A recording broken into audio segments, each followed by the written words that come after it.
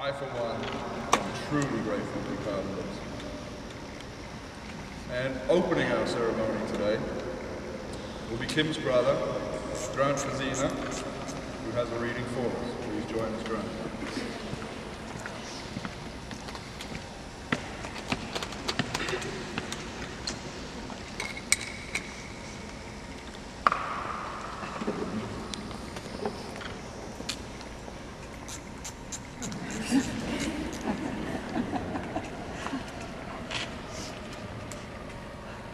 Humans have never understood the power of love, for if they had, they would have surely built noble temples and altars and offered solemn sacrifices.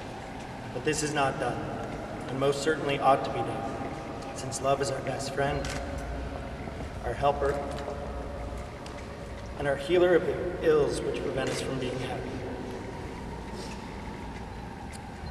To understand the power of love, we must understand that the original human nature was not like it is now, but different.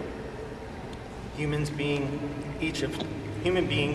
each had two sets of arms, two sets of legs, and two sets of faces looking in opposite directions. There were three sexes then, one comprised of two men, called the children of the sun, one made of two women, called the children of the earth, and a third made of a man and a woman, called the children of the moon.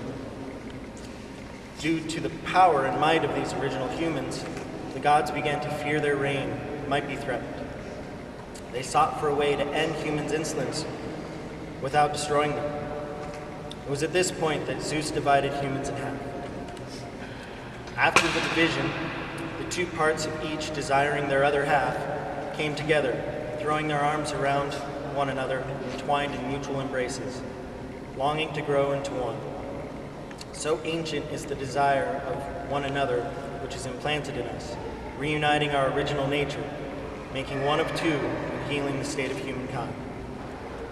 Each of us, when separated, having one side only, is but an indenture of a person, and we are always looking for our other half. Those whose original nature lies with the children of the sun are men who are drawn to one another. Those from the children of the earth are women who love other women, and those from the children of the moon are men and women drawn to one another. And when one of us meets our other half, we are lost in an amazement of love and friendship and intimacy, and would not be out of the other's sight for even a moment. We pass our whole lives together, desiring that we should be melted into one, to spend our lives as one person instead of two, and so that after our death, there will be one departed soul instead of two. This is the very expression of our ancient need. And the reason is that human nature was originally one, and we were a whole. And the desire and pursuit of the whole is called love. Thank you, Grant. To love is to bless and be blessed. Marriage is a higher form of that blessing.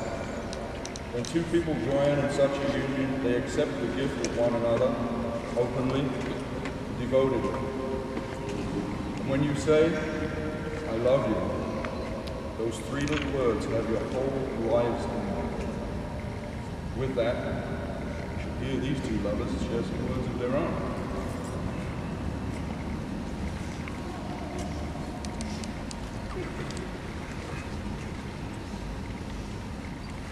Kim, you're the most amazing woman I've ever met. The time I've spent with you has been the best in my life. Your intelligence, beauty, and brutal honesty is unlike anyone's I've ever known. You're generous and caring, trustworthy, loyal. You've always been there for me. You pick me up when I'm down, and guide me to be a better man. You're my perfect man. I'm the luckiest man in the world. I promise to always be there for you, and be by your side when it's easy and when it's struggle. To laugh with you, cry with you. I will always respect you. I cherish your company, and I'm excited to share my life.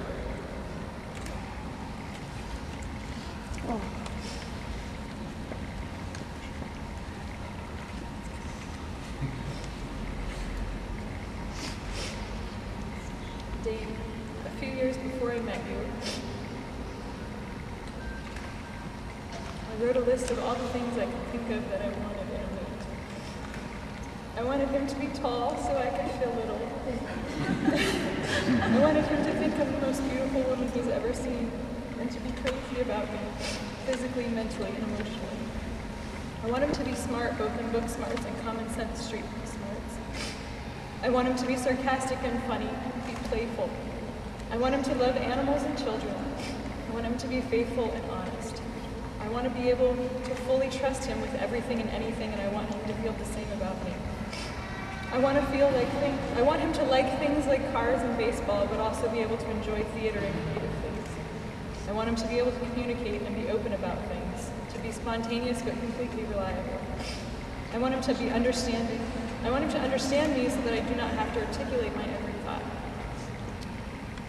I want him to be confident in his looks and abilities, but not cocky.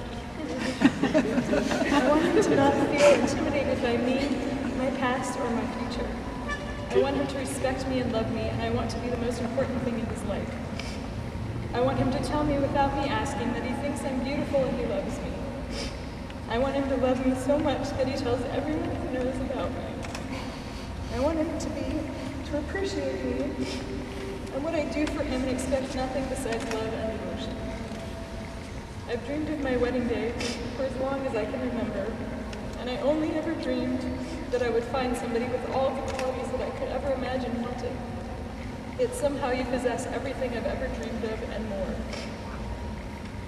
I knew from the moment I saw you that I had to know you. But about 2 weeks into our relationship, I told all of my friends that I had met the man I was going to marry. You made me a better version of myself, and I can't imagine my life without you. I love you more than I ever thought possible. Dane, I promise to love you, honor you, respect you, be honest with you, and faithful to you for the rest of my life.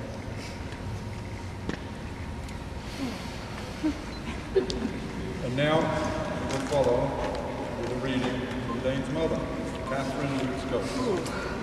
It's a hard act to follow.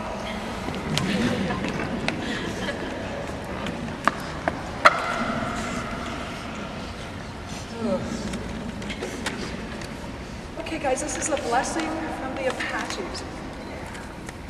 And I kind of want to have...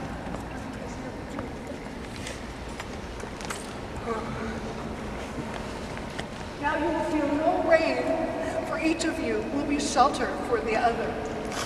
And now you will feel no cold, for each of you will be warm for the other. And now there will be no loneliness, for each of you will be companion to the other. And now you are two persons, but there's only one life before you. And may beauty surround you both in the journey ahead and all. And may happiness be your companion, and may your days together be good and long.